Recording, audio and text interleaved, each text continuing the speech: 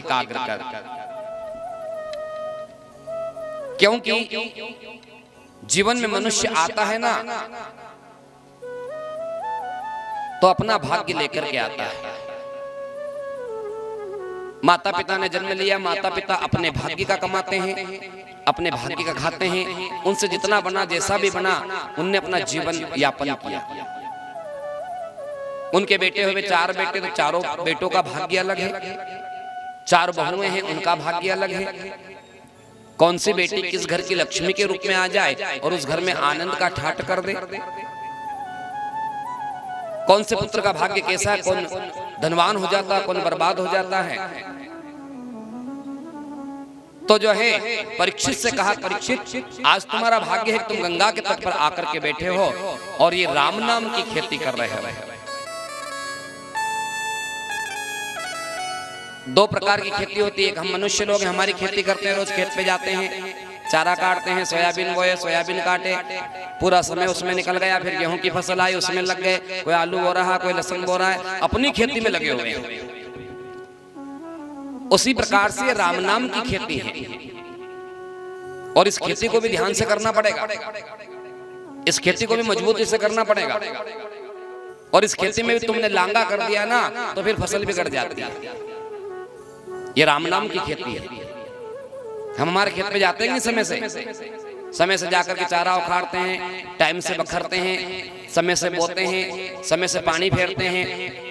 पूछते हैं भैया क्यों कथा में नहीं दिख रहे हो, आप लोग आ नहीं रहे हो। अरे गुरुजी कई कराए सो काम को टेम चली रही है कि आई बोनी चली रही है, कोई को रेलनो चली रही है, कोई खाद उड़ा रहा है, किसी को देखो तो सरी बना रहा है, कोई लहसन बो रहा है। गुरुजी कैसे आए? तो बात भी सही है, अपनी खेती है तो मजबूती से करना पड़ता है। उसी प्रकार से राम नाम की खेती है और ये राम नाम की खेती भी मजबूती से करना पड़ती है। इसमें भी अगर लांगा हो गया तो फिर खेती बिगड़ जाती है। तो हमको दोनों खेती को मजबूत रखना है, वो खेती भी समय से करना और ये खेती भी समय से करना। जैसे हमारी खेती में चोर होता है, हमारी खेती में ढोर होता है, थोड़ी देर अगर इधर उधर हो जाए तो ढोर वाले ढोर चरा जाए। खेत छोड़ के थोड़े और इधर आए तो कोई जामफल तोड़ गया, कोई सब्जी तोड़ के ले गया, कोई चारा काट गया। जैसे हमारी खेती में चोर होता है उसी प्रकार से राम नाम की खेती में भी चोर है। पर ये राम नाम की खेती का चोर हमको दिखता नहीं। एक बार क्या हुआ कि बादशाह साहब थे, बहुत अच्छी खेती कर रहे थे, बढ़िया फसल है, सुंदर सुंदर फल लगा रखे हैं, उन्होंने वृक्ष लगा रखे हैं। आम के झाड़ में आम लग रहे हैं, नींबू में नींबू लग रहे हैं, संतरा लग रही है, पपीते के वृक्ष अलग हैं, केले के वृक्ष अलग लगा रखे हैं। ऐसा बगीचा लगाया सब प्रकार के फल लगे। साल भर कहां से मोल लाने की जरूरत नहीं, भैया से सीताफल लाना है कि केले लाने हैं, सब राम जी की कृपा है। सब खेत पे बादशाह साहब ने बो रखी और सब्जी भी सब तरह की बो रखी। एक सीढ़ी लित्री देखो तो टमाटर बो रखे, इधर देखो तो बैंगन लगा रखे, उधर इतना धनिया, उधर हरी मिर्ची, उधर गिलकी, तुराई, सब प्रकार की सब्जी। और खेती भी बड़ी अच्छी है। और जिसकी खेती अच्छी होती है ना उसकी खेती पर चोर की नजर होती है, उसकी खेती पर ढोर की नजर होती है। चोर लोग सोचते चलो रे चोरी कर लो, ढोर वाले सोचते चलो ढोर चरा लो। परंतु वो खेती का मालिक खेत छोड़े यदि चोरी करो, वो सेड़े पे से हटे जब चोरी करोगे कैसे करोगे? वो तो हाथ में लठे पागड़ी बांध ली और सेड़े पे घूम रहा है, खेत पे टापरी बना ली, वही भोजन करना, छोरा बहु रोटी वहां ले आए, खेत छोड़ के 1 मिनट नहीं जाए। अब एक समय क्या हुआ कि काका जी के यहाँ छोरी के यहाँ ब्याह आयो और छोरी के यहाँ ब्याह आया तो काका जी तो खेत पे जमाई और बेटी दो ही पत्रिका देने आए। 4 भाई थे, चारों भाइयों को पत्रिका दे दी, भाभी को पत्रिका दे दी। पूछा क्यों काका जी नहीं दिखी रहा? तो भाभी ना के तुम्हारा काका जी तो खेती नहीं छोड़े हो, खेत पे जरे, हमने क्यों बा घरे रो, आज भजन करो, मंदिर में जाया करो, परंतु बात तो 24 घंटा खेत पे, वहां बैठते हैं, वहां भजन करते हैं और भोजन भी वहीं होता है। बादशाह यदि अपना खेत छोड़ दे तो चोर लोग चोरी कर जाए, ढोर वाले ढोर चरा जाए, इसलिए खेती को नहीं छोड़ते कि एक बाकी पत्रिका देनी तो फिर जब तक काका जी ब्याह में नहीं आएगा जब तक कैसे ब्याह खुलेगा। तो उन्हें कहा तुम जो खेते। तो छोरा और बहू ने जैसे ही कहा एक गाड़ी उनने ली, एक गाड़ी उनने ली और कार लेके खेत पे पहुंचे। और जैसे खेत पे गए तो काका जी खूब खुश हुआ, नानी पगे लागी, जमाई पगे लागे। कैसे आनो हो कि काका जी तुम्हारी नानी को ब्याह निकलियो है और ब्याह में तुमको आना है। उसी समय कहा देख बेटा मैं तो ब्याह में नहीं आऊंगा, हर मोटो दादो हो जाएगा, छोटो भी जाएगा, दो बहना भी आ जाएगा, गांव में से सब लोग आ जाएगा, मैं नहीं आ पाऊंगा। छोरी ने बोल दिया काका जी यदि तुम नहीं आओगे ना जब तक जो है मामेरा चालू नहीं होएगा। तम आओगा तो ओढ़नी ओढ़ूंगा, तुम नहीं आओगा जब तक ओढ़नी नहीं ओढ़ूंगा। अब देखो समय आ गया, आज ब्याह में जाना है, सब लोग जाने लगे, पूरे गांव के लोग गाड़ी हुन तैयार कर ली, चलो रे फलाना कहें कि जी चलना है। सब जाने लगे, बड़ा बेटा भी जाने लगा, याद है काका जी को तो लो रे। उसी समय गया और जाकर के पुकारा है काका जी ओ बा चलो गाड़ी तैयार है बैठो। काका जी ने कह दिया कि नहीं साहब मैं नहीं जाऊंगा, मैं अगर जाऊंगा तो मेरे संतरे लोग तोड़ जाएंगे, नींबू तोड़ जाएंगे, केले के वृक्ष लगे हैं, आम के वृक्ष लगे हैं, अच्छी फसल है, गिलक्यान तोरियान इनके छोड़ी कैसे जाऊं। आई मूंगफली अलग बोई रखी, आई भुट्टा अलग लागी रिया। अब जिसने मेहनत करी बेचारे ने पानी पिलाया वो कैसे खेत छोड़ दे, वो खेत को कैसे बर्बाद होने दे। कि नहीं तम नहीं होगा नहीं जब तक बेन मामेरो चालू नहीं करेगी, ओढ़नी नहीं ओढ़ेगी, आपको चलना पड़ेगा। उनने के बेटा ऐसी बात है, काम करो तम सगड़ा चलो, गांव का सभी लोग ना के लिए चलो, मैं बेन का घरे नाश्ता आस्ता करो और तैयारी कर जो मामेरा की हूँ भी है नहीं 12 सवा 12 बजे ही जाऊंगी। कि बा ऐसो क्यों कि 12 बजे तक चोर जो लोग हैं नहीं चोरी करने वाला दनातो लेके जो निकले, कोई का खेत में से भारो काटी जाए, कोई का भुट्टा तोड़ी जाए, कोई का गिलखिया तोड़ी जाए। 12 बजे तक का टाइम है इनका, ये चोर निकल जाए और ये ढोर वाला भी 9-10 बजे 10:30 बजे तक ये भी चले जाएगा।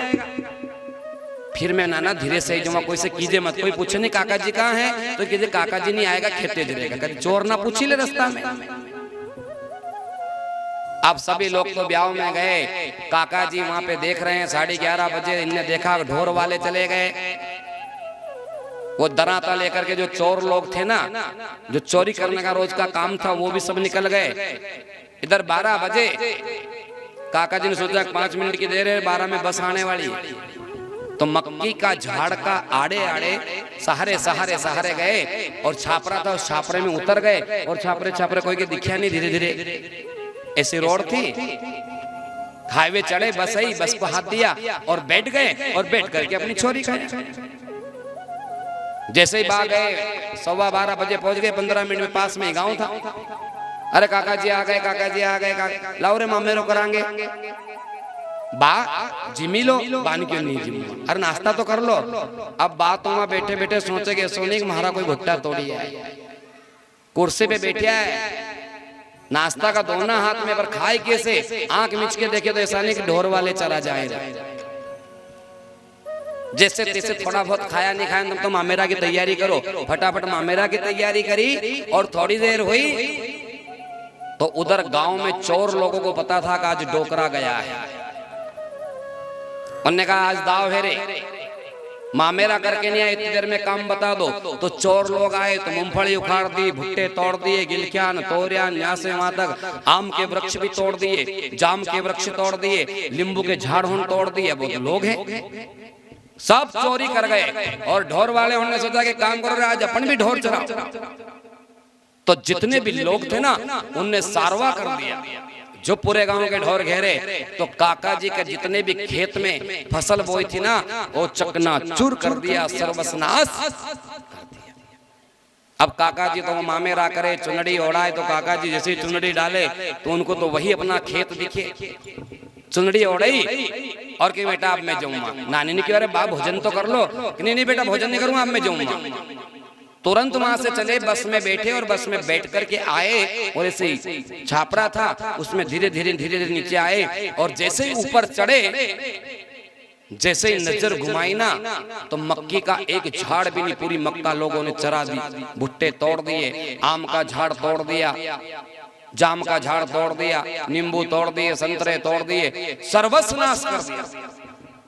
जितने भी ढोर वाले थे उनने पूरी खेती को चरा दिया, कुछ भी नहीं बचा। काका जी सेड़ा पे आया, पागड़ी हिड़ी के धरी और जैसी पगड़ी नीचे रखी, क्यों रे चोरना तुम्हारा पगे लागू रे, ढोर वाला ना तुम्हारा पगे लागू। एक दिन लांगा करा बस खाली, और पूरा दिन भी लांगा नहीं करा। 1.5-2 घंटे में काका जी आ गए और 2 घंटे का लांगा इतना बड़ा लांगा हुआ, वो पूरी फसल का नाश कर दिया, कुछ भी नहीं बचा। और जब कुछ नहीं बचा तो बात साहब खूब रोने लगे। अब ये कथा समझाने का मतलब क्या हुआ?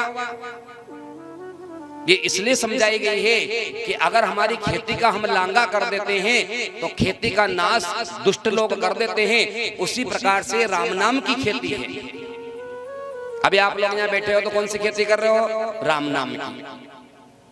हम बैठे हैं क्या कर रहे हैं? ये राम नाम की खेती। और इस राम नाम की खेती में थोड़ा सा भी लांगा हो गया तो हमारा जितना भी पुण्य है ना, वो पुण्य समाप्त हो जाता है। क्योंकि राम नाम की खेती का भी चोर है। अब इस राम नाम की खेती के चोर को हम लोग नहीं पहचानते। राम नाम की खेती के चोर को बड़े बड़े ज्ञानी लोग पहचानते हैं, बड़े बड़े ध्यानी पहचानते हैं, संत महात्मा पहचानते हैं, अच्छे विद्वान ब्राह्मण इस बात को जानते हैं कि राम नाम की हम जो खेती करते हैं तो इसका चोर कौन है। लोग ना के महाराज बा रोज हनुमान जी का मंदिर में भी जाऊं, पगे भी लागू, चोड़ो भी चढ़ाऊं, सुंदरकांड को पाठ भी करूं, फिर भी दुखी हो गुरुजी। कोई कि हम रोज रामायण पाठ करा गुरुजी घरे, पर फिर भी सुख नहीं, धन नहीं बचता, पैसा नहीं बचता। कोई कि तो तुलसी के रोज जल चढ़ाऊं, कोई के मैं तो सुंदरकांड का पाठ करूं, कोई के रामायण का पाठ करूं, कोई कहता गीता जी का पाठ करूं, कोई ने कहा भैया तुम सत्यनारायण की कथा करो। महाराज बाबू आप भी करेली, गुरुजी भागवत कथा करो। हमने तो भागवत भी 2 बार करेली, फिर भी लाभ नहीं हुआ। कोई ने कहा राम कथा करवाओ, राम कथा भी करी। कोई ने कहा यज्ञ में बैठो तो यज्ञ में भी बैठे, परंतु गुरुजी हमको फायदा नहीं मिल रहा है। क्यों नहीं मिल रहा है? हम भजन जरूर कर रहे हैं, राम नाम की खेती जरूर कर रहे हैं, परंतु इस राम नाम की खेती का जो चोर है ना, जो हमारे पुण्यों का हरण करके ले जाता है, वो हमको पता नहीं लगता है। भजन तो हमने करा परंतु फल नहीं मिला, कीर्तन भी करा, तीर्थ भी गए, परंतु फल नहीं मिला।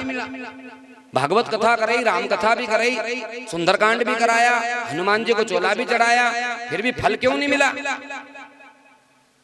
क्योंकि एक चोर है, वो चोर हमारे फल को ले जाता है। अब वो चोर कौन है, इसे हमको पहचानना है। अभी आप लोग इतने बैठे यहाँ पर भजन कर रहे हो, भागवत कथा सुन रहे हो, अभी हम यहाँ पर कथा कर रहे हैं। इतने लोगों में से कितने लोगों का जो पुण्य है ना, अभी 4 घंटे कथा सुनोगे, इसका जितना भी फल है वो चोर आएगा और आके भी ले जाएगा, आपको पता नहीं लगेगा। फिर कहोगे यार कथा तो सुनी साहब हमने, पर कई मालूम हो कि समझ में नहीं, गुरुजी ने क्यों तो थोड़े अच्छी बात की थी रे ना, पर अब कई महार तो याद नहीं रही। ऐसा क्यों हुआ? क्योंकि हमारे पुण्य की वो चोरी करके ले गया है। और जैसे पुण्य की चोरी करके ले गया तो वो आदमी कौन? अब ध्यान रखना, आज की कथा सुन के हमने शुरू दिन भी बताया था, राम नाम की खेती का चोरी करने वाला चोर जो है उसका नाम है राजा इंद्र। और राजा इंद्र को भगवान ने ऐसा आशीर्वाद दे रखा है कि धरती पर कोई भजन करे, कोई पूजन करे, भागवत कथा करे, कोई यज्ञ में बैठे, कोई पूजा करे, कोई रामायण का पाठ करे, कोई गीता जी का पाठ करे, कोई तुलसी को अगरबत्ती लगाए, कोई गाय को रोटी दे, इसका पुण्य तू ले सकता है। तो ऐसा आशीर्वाद दिया है कि जितना भी इनका फल है तू ले सकता है। और इसीलिए राजा इंद्र आज कुर्सी पर बैठा है। अब वो फल कैसे ले जाता है? अब इस फल को हमको बचाना तो कैसे बचाना चाहिए? हमने बताया था, कल भी बताया, परसों भी बताया कि कथा में 3 चीज लेकर के जाना चाहिए, आसन, बासन और रासन। कथा में आए, हाथ में जल ले लिया, भले ही मान ही लिया तो भगवान के पास आए, लोटा रख लो वहां पे सामने, जल ले लो कि भगवान हम आपकी कथा सुन रहे हैं। और कथा सुनने के बाद में जल लेकर के हस्ते जलमादाय अनेन कृतेन होमेन प्रियतान्न ममाह। हे भगवान, ज्यादा याद नहीं तो तेरा तुझको अर्पण क्या लागे मेरा। वो जल छोड़ दो और उस जल को माथे से लगा लो। अगर आपने जल नहीं छोड़ा और जल को माथे से नहीं लगाया तो तुमने अभी 2 घंटे 3 घंटे 4 घंटे कथा सुनी, इसका फल राजा इंद्र ले जाएगा। इसलिए बड़े बड़े ज्ञानी लोग जो होते हैं ना, पूजा के बाद में जल छुड़वाते हैं। हस्ते ही जलमादाय, आप यज्ञ में बैठो, अभी भागवत का पूजन करो, गुरु जी कहते बेटा जल लो, जल लिया, जल छोड़ दीजिए, जल छोड़ दिया, इस जल को माथे से लगाओ, जल को माथे से लगा लिया। और अगर आपने जल छोड़ दिया तो फिर भगवान उस पुण्य को आपको देते हैं, उनके खाते में जाता, फिर वहां से ट्रांसफर होकर के आपके खाते में आता है।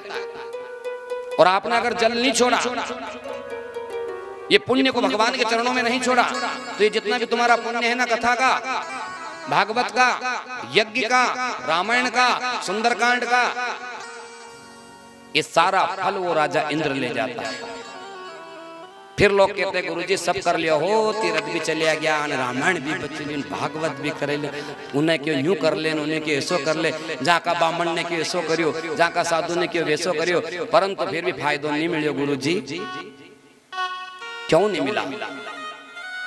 कि हमारा जितना भी पुण्य है वो पुण्य राजा इंद्र ले गया। हम कथा सुनने जरूर जाते हैं, कथाएं सुनते जरूर है, परंतु बहुत कम लोग इस बात को बताते हैं।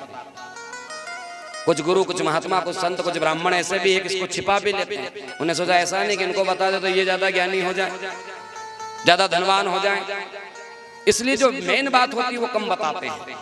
तो आज हम इस कथा में संकल्प लेते हैं, जितने लोग यहाँ पर बैठे हैं, अभी कथा के बाद में जितने भी लोग हमें आसन छोड़ के जाएंगे, अब अलग आसन तो नहीं लाए, परंतु ये पूरा एक आसन समझ लो, भागवत पंडाल, जाने के पहले आरती होने के बाद में जल लेकर के यहाँ पर छोड़ना है और उस पानी को ऐसे घिस कर के माथे से चंदन टाइप लगाना है।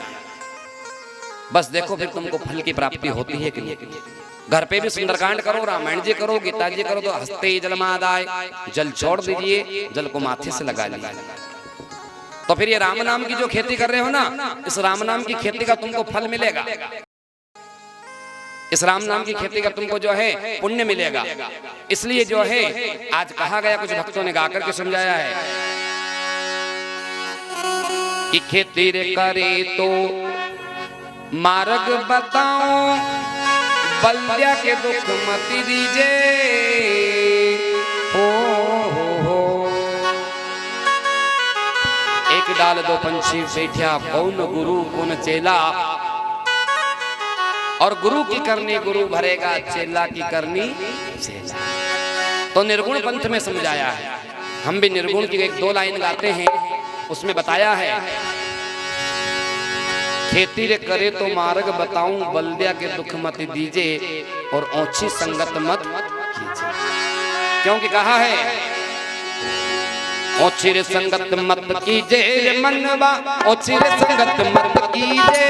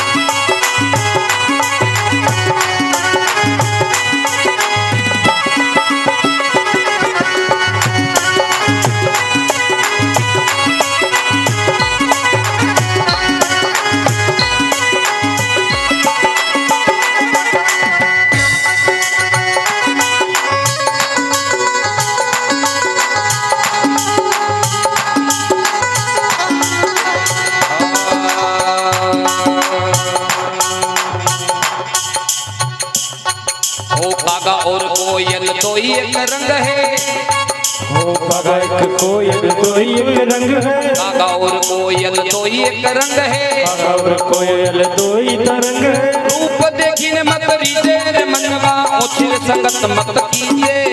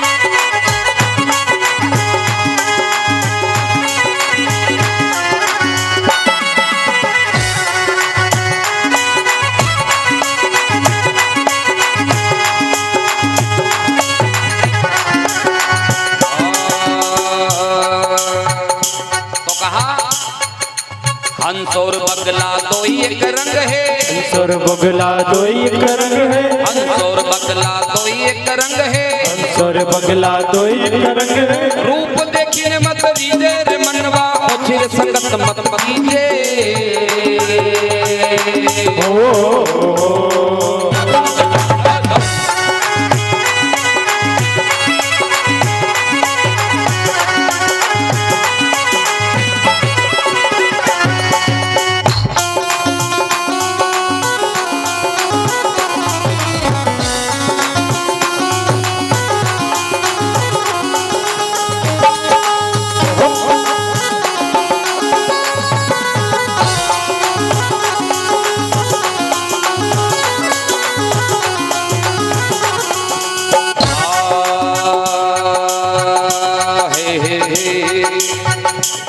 तो बताया निर्गुण पंथ में कबीरदास जी ने बड़ा सुंदर वर्णन किया गया है।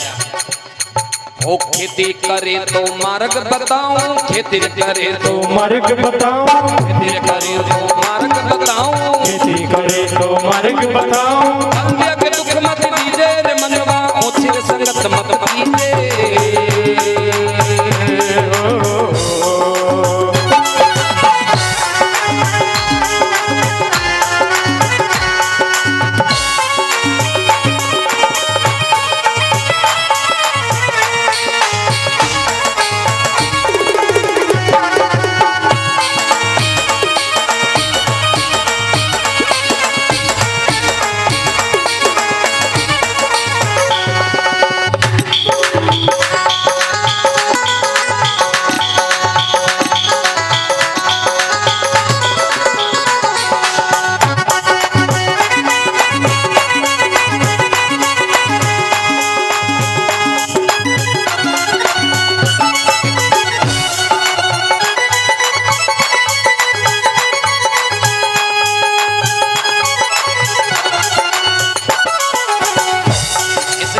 जीवन में संगति करना है तो अच्छों की संगति करो, और अगर अच्छी संगत कर ली तो जीवन में बड़ा कष्ट होगा। क्योंकि कहे ओ कोयल हुई में शब्द सुनावे, कोयल हुई के शब्द सुनावे, कोयल हुई के शब्द सुनावे। तो मार्ग तू लीजे,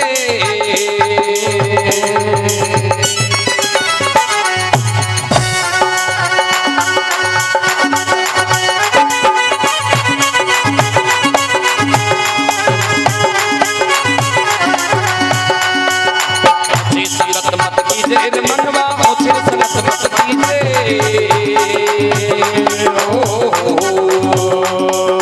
ओछी संगत मत कीजिए रे मनवा, ओछी संगत मत कीजिए। ओछी संगत में घण दुख पायो, ओछी संगत में घण दुख पायो, ओछी संगत में घण दुख पायो, ओछी संगत में घण दुख पायो।